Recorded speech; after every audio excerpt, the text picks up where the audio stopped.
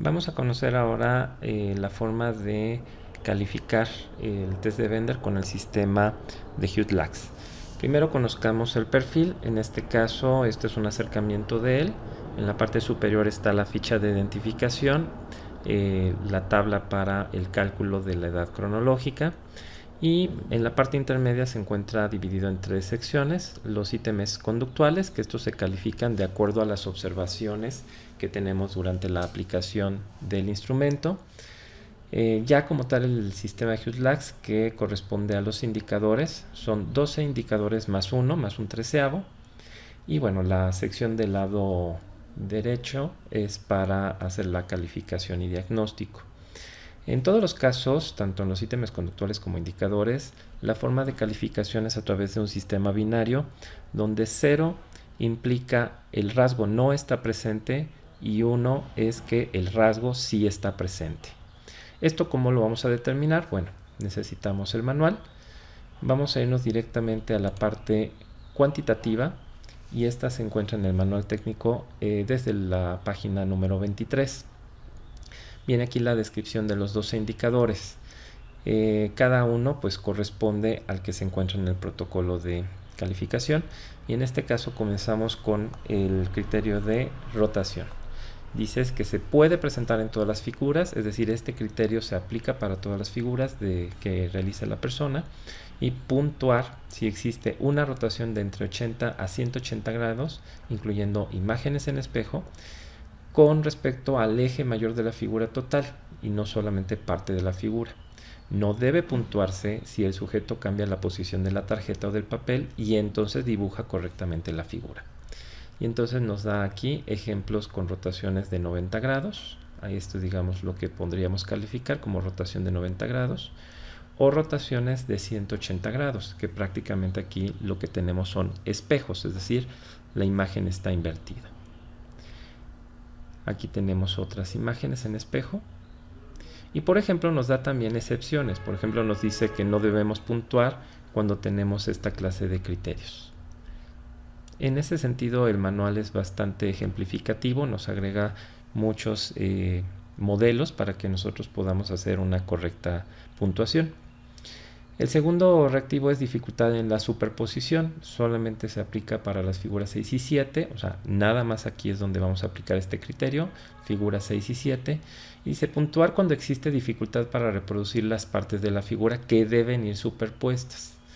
En este caso nos dan los ejemplos específicos. Por ejemplo, en este que es la figura 7, cuando se omite la parte que debe ir superpuesta, que esto lo podemos observar acá.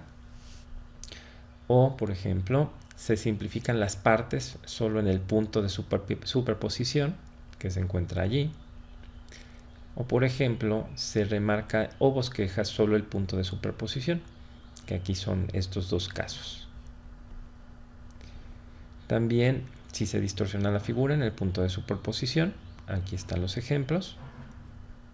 Las figuras se superponen en un lugar incorrecto. Estos son los ejemplos. No se logra la superposición. Estos son ejemplos tanto de la figura 6 y 7.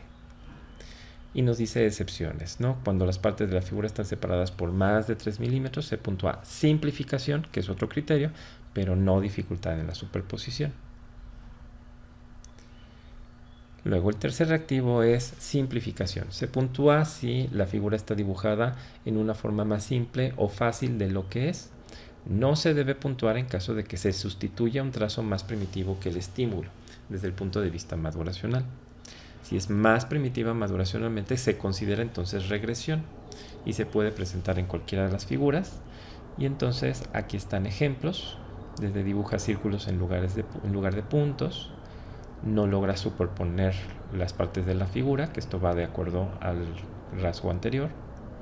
O por ejemplo, dos partes de una misma figura están separadas por más de 3 milímetros.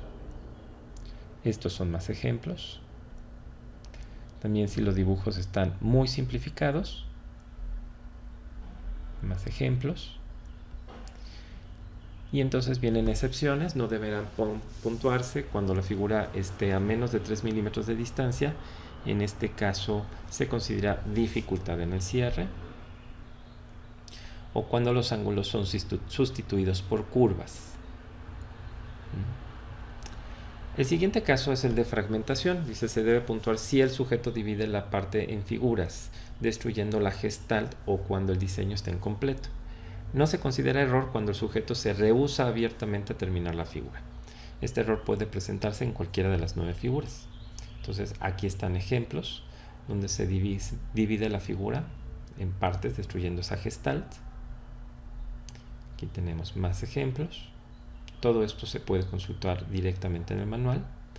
Y aquí lo recomendable es comparar qué dibujó el sujeto en evaluación y entonces nos preguntamos si corresponde o no a cada uno de esos dibujos.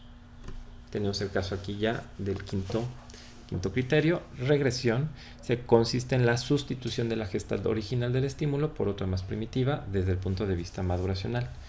Puede presentarse en cualquier figura excepto la 4 y la 6, es decir, esto se aplica en todas las figuras a excepción de 4 y 6.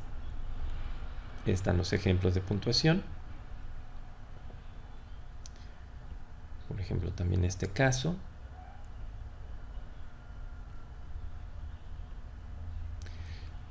Vuelvo aquí, es comparar. Y tenemos entonces ahora que no deberá puntuarse, son las excepciones, si se sustituye las curvas por ángulo o se da la omisión de la angulación en la base del hexágono. Siguiente criterio, que es el de perseveración. Este se puede aplicar de dos maneras.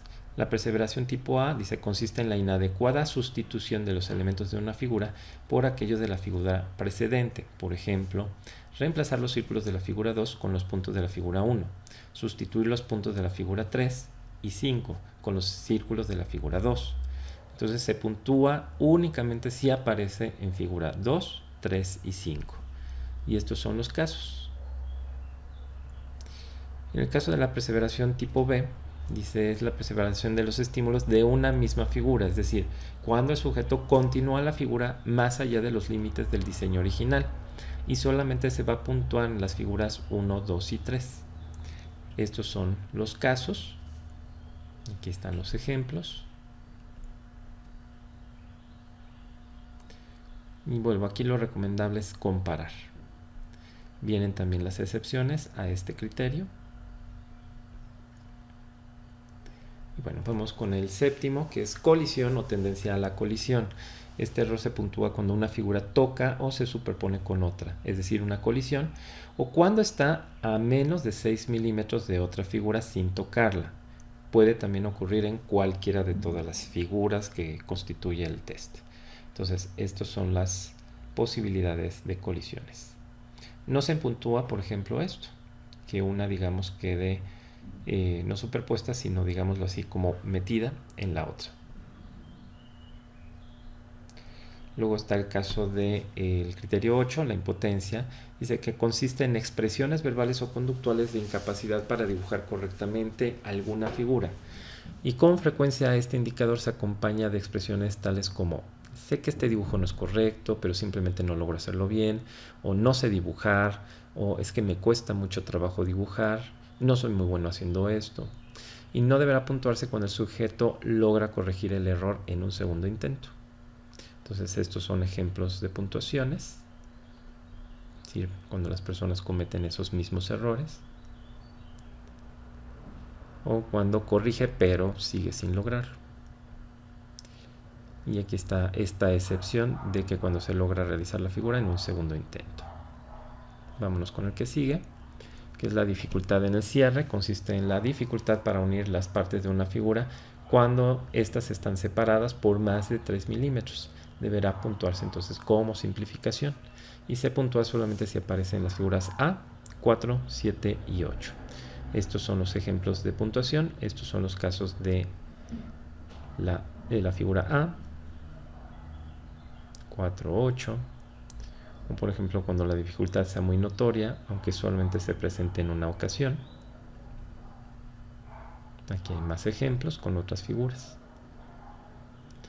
Nos da también más información. También deberá puntuarse cuando se presentan aberturas, superposiciones, borrones, bosquejos o repaso de líneas en los puntos de unión de las figuras de manera persistente y notoria.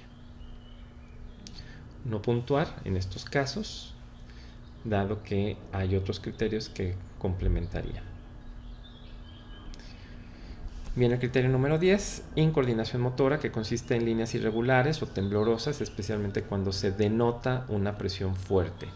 Las observaciones conductuales aquí son muy importantes cuando se puntúa y es necesario asegurarse de que el sujeto ejecute la prueba sobre una superficie bien lisa, porque si no nos podríamos confundir en la calificación. Puede presentarse en cualquiera de las figuras, y es esto. Son los trazos, por así decirlo, temblorosos.